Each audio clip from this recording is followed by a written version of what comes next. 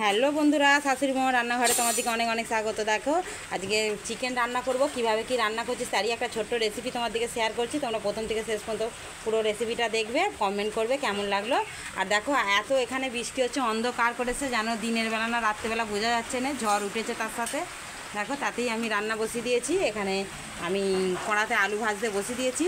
আর এখানে দেখো পেঁয়াজ কেটে নিয়েছি একটু বেশি পরিমাণে। এখানে মাংসটাকে ম্যারিনেট করে রেখেছি। এখানে আদা রসুনের পেস্ট রয়েছে, টমেটো কাটা রয়েছে, আর এখানে দেখো গরম মশলা রয়েছে। আমি কিভাবে কি রান্নাটা করছি তোমাদেরকে শেয়ার করবো, তোমরা দেখতে থাকো। ভালো লাগবে লাইক কমেন্ট শেয়ার করো। তোমাদের ওখানে কীরকম কী বৃষ্টি হচ্ছে কমেন্টে জানিও। আমাদের এখানে তো প্রচুর বৃষ্টি হচ্ছে। দেখো অন্ধকার করে গেছে, দিনের বেলা না রাত্রেবেলা কিচ্ছু বোঝা যাচ্ছে না, এত জল হচ্ছে। দেখো আমি তোমার দিকে আলুটা ভেজে নিয়ে আবারও শেয়ার করব, তোমরা প্রথম থেকে শেষ পর্যন্ত দেখতে থাকো। আলুটা ভেজে তুলে নিয়েছি, তেলেতে এবার আমি গোটা গরম মশলা দিয়ে দেবো।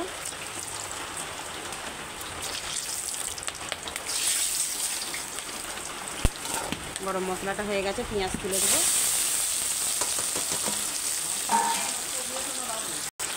দিয়ে দেবো টমেটো কুচি। দেখো পেঁয়াজটা আমার ভাজা ভাজা হয়ে গেছে। এবার আমি দিয়ে দেবো একটা গোটা রসুন, দিয়ে দেবো আদা রসুনের পেস্ট,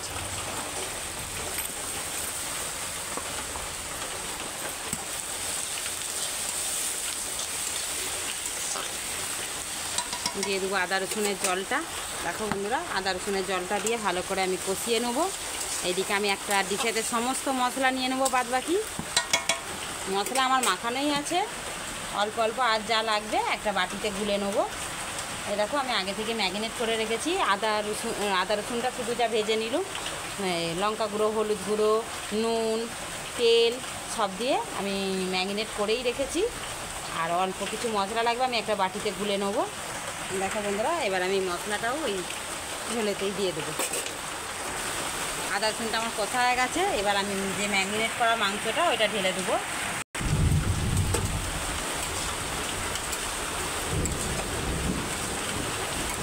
দিয়ে বেশ কিছুক্ষণ আমি চাপা দিয়ে কষি নেবো, নিয়ে তোমাদেরকে আবারও দেখাবো। তোমরা ভিডিওটা দেখতে থাকো। আর আমাদের এখানে জল হচ্ছে, দেখো বন্ধুরা কত প্রচুর জল হচ্ছে। বন্ধুরা এবার ঢাকা দিয়ে দেবো।